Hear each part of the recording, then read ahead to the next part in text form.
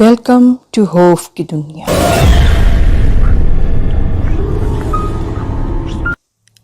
گرمیوں کی راتیں تھی۔ زین صحن میں ہی چارپائی بچھا کے سو رہا تھا۔ آدھی رات کا وقت تھا۔ کھٹاک کی آواز سے زین کی آنکھ کھلی۔ ادھر ادھر دیکھا، کچھ نظر نہ آیا تو کروٹ بدل کے سو گیا۔ تھوڑی ہی دیر گزری تھی کہ پھر سے ایسی ہی آواز سے اس کی آنکھ کھل گئی۔ غصے سے چارپائی پہ اٹھ کے بیٹھ گیا اور صحن میں کھڑا ہو کے ادھر ادھر دیکھنے لگا۔ کچھ نظر نہ آیا تو واپس چارپائی کی طرف مڑا۔ چارپائی کے نیچے ایک کالی بلی بیٹھی تھی۔ اچھا، تو یہی تنگ کر رہی ہے۔ ایک پتھر اٹھا کے دے مارا کالی بلی کو۔ بلی نے ایک چھلانگ لگائی اور دیوار پہ جا بیٹھی اور دوسری طرف کود گئی، اور زین آرام سے چارپائی پہ لیٹ کے سو گیا۔ صبح اٹھا اور اپنے کھیتوں کو چلا گیا۔ معمول کے دن بھر کام کیے، شام کو واپس آیا اور زین سو گیا۔ کھٹاک، وہی آواز۔ زین کی آنکھ کھل گئی۔ اب تو بہت غصے سے اٹھ کے بیٹھا زین اور ادھر ادھر دیکھنے لگا اندھیرے میں۔ کیا دیکھتا ہے کہ وہی کالی بلی صحن میں بندھی زین کی بکری کا دودھ پی رہی ہے۔ اور یہ کیا، بکری آرام سے اس کو دودھ پینے دے رہی ہے، ساکت کھڑی ہے بالکل۔ یہ دیکھ کے تو زین کو بہت غصہ آیا۔ پاس پڑی لکڑی اٹھا کے دے ماری بلی کو۔ میاؤں کی آواز سے بلی ایک بار تو نیچے گری اور پھر چھلانگ لگا کے دیوار پہ جا بیٹھی اور دوسری جانب کود گئی۔ اب نہیں آئے گی۔ اور بکری پہ تو اتنا غصہ آیا زین کو کہ اس کو بھی ایک لات دے ماری اور جا لیٹا اپنی چارپائی پہ۔ صبح اٹھا، چلا گیا کھیتوں کو۔ دن بھر کام کیے، رات کو واپس آیا، وہی صحن، وہی چارپائی، اور زین سو گیا۔ خواب میں کیا دیکھتا ہے کہ ایک صحرا میں زین کھڑا ہے اور سامنے ایک خوبصورت لڑکی ایک وہی کالی بلی اٹھائی کھڑی ہے۔ زین سے کہنے لگی، زین، تم نے مارا ہے میری بلی کو؟ ہاں مارا ہے، زین کہنے لگا۔ تنگ کرتی ہے بہت اور دودھ پی رہی تھی میری بکری کا۔ اس کو تمہاری بکری کا دودھ پسند آ گیا ہے، لڑکی بولی۔ یہ میری لاڈلی بلی ہے، اس کو اجازت ہے، اس کو جو بھی چیز پسند آتی ہے یہ جا کے وہاں پہ کھا پی سکتی ہے۔ تم نے کیوں مارا ہے اس کو؟ میں بدلہ لوں گی ضرور تم سے اس کا۔ ایک دم سے زین کی آنکھ کھل گئی اور ایک خواب سمجھ کے اس کو سر کو جھٹکا زین نے اور سو گیا پھر سے۔ صبح اٹھا اور کھیتوں کو چلا گیا۔ دن بھر کھیتوں میں کام کیا۔ شام کو جب واپس آ رہا تھا تو رستے میں کالا بڑا ناگ دیکھا اس نے۔ ناگ کو دیکھ کے ڈر گیا زین ایک دم۔ چھوٹے موٹے سانپ تو نکلتے رہتے ہیں گاؤں کے کھیتوں سے، لیکن اتنا بڑا ناگ کبھی دیکھا نہ سنا۔ زین نے دستہ بدل لیا اور دوسری جانب کو چل پڑا۔ کافی دور جانے کے بعد پیچھے مڑ کے دیکھا، شکر ہے ادھر ہی رہ گیا ہے ناگ۔ تھوڑی دور جا پہنچا ہی تھا زین کہ دیکھا وہی کالا ناگ سامنے بیٹھا ہے۔ اب کہ وہ ناگ کنڈلی مار کے بیٹھا تھا، پھن پھلائے۔ شاں کر کے اس نے حملہ کر دیا زین پہ۔ زین پیچھے کو بھاگنے ہی والا تھا کہ لڑکھڑا کے جا گرا ہی تھا زین کہ وہ سانپ اچھل کے زین کے اوپر آ بیٹھا۔ زین نے عقل مندی کا مظاہرہ کرتے ہوئے ایک دم سے اپنا سانس روک لیا کہ سانپ یہی سمجھے کہ میں مر چکا ہوں، سانس بھی نہیں لے رہا، اور اپنا سانس روکے لیٹ گیا کوئی بھی حرکت کیے بغیر۔ اب ناگ بھی اس کے اوپر بیٹھا رہا، اس کے سینے پہ بیٹھا رہا ناگ۔ جب تھوڑی دیر گزرنے کے بعد زین نے محسوس کیا کہ ناگ کوئی بھی حرکت نہیں کر رہا تو اس نے آرام سے پاس پڑی لکڑی کو اٹھا کے دے مارا ناگ کو۔ ناگ دور جا گرا اور زین نے اٹھ کے دوڑ لگا دی گاؤں کی طرف۔ زین گاؤں کی طرف دوڑتا ہوا آ رہا تھا کہ سامنے سے دیکھا امام مسجد صاحب آ رہے ہیں۔ زین، بیٹا کیا بات ہے، کیوں ایسے پاگلوں کی طرح دوڑ رہے ہو؟ امام مسجد صاحب کہنے لگے، مولوی صاحب، ایک بہت بڑا ناگ میرے پیچھے پڑ گیا ہے ये सुनना था कि इमाम साहब हंसने लगे। बेटा, गांव के खेतों में से तो नाग सांप निकलते रहते हैं, ये तो मामूल की बात है। क्या हो गया है तुम्हें, कितना घबरा गए हो? ये कह के मौलवी साहब तो आगे बढ़ गए, लेकिन जैन हकीकत में बहुत घबरा गया था और अपने घर को चल पड़ा।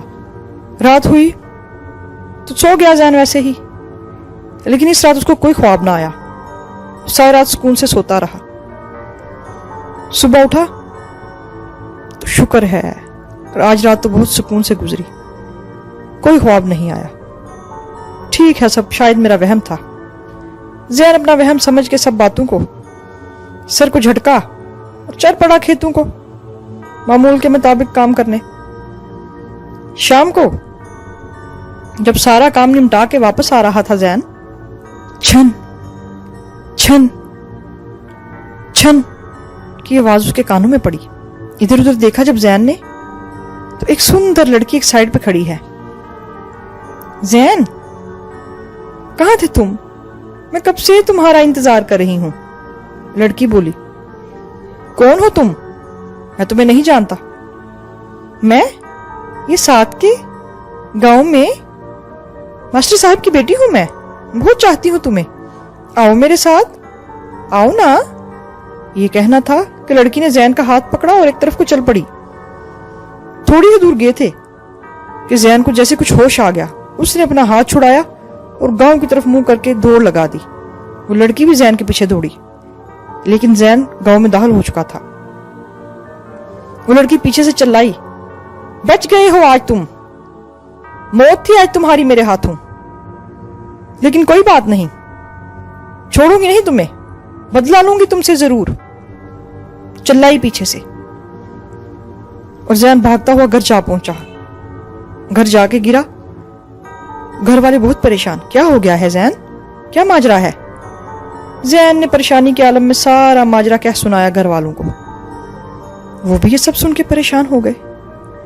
या खुदा, ये क्या हो रहा है तुम्हारे साथ? और तो कुछ ना सूझी उनको। वो जा पहुंचे गांव के इमाम साहब के पास। इमाम साहब को सारा किस्सा सुना डाला। तो ये माजरा है। इमाम साहब ने सारा किस्सा सुन के कहा, ठीक है, मैं हिसाब लगाता हूं। इमाम साहब ने थोड़ी देर हिसाब लगाने के बाद कहा, ये तो कोई डायन है जो जैन के पीछे पड़ गई है, लेकिन डरने की बात नहीं, वो तुम्हें मार नहीं सकती, सिर्फ डरा रही है। मौलवी साहब, डर डर के तो मैं मरने वाला हो गया हूं, डर डर के ही मर जाऊंगा, कुछ करें आप, खुदा के लिए कुछ करें। जैन बोला, ठीक है बेटा, कुछ करता हूं, तुम लोग इधर बैठ जाओ। उनको एक तरफ बिठा के मौलवी साहब अपने हुजरे में चले गए। कुछ देर के बाद वापस आए तो उनके हाथ में छोटे छोटे कपड़े के 2 बुत थे।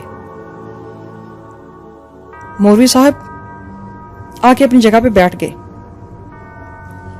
और जैन से कहने लगे, तुम लोगों ना तो कोई बात करोगे और ना मेरे करीब आओगे, बस उधर ही चुप के बैठे रहना। और मौलवी साहब ने कुछ पढ़ना शुरू कर दिया। कुरानी आयत पढ़ने लगे। थोड़ी देर के बाद एक चीख की आवाज आई और 2 भयानक औरतें खौफनाक शक्ल वाली नमूदार हुई। ए मौलवी, क्या चाहता है हमसे? क्यों बुलाया है हमें? उनमें से एक औरत बोली, क्यों तंग करती हो जैन को? मौलवी साहब बोले, जैन? एक बोली, इसने मारा है मेरी बहन को, बदला लूंगी इससे अपना जरूर, छोड़ूंगी नहीं। मौलवी, तू ना आ इस काम में, वरना तुझे भी जला के भस्म कर डालूंगी। बड़ी डायन बोली, देखते हैं कौन किसको जला के भस्म करता है।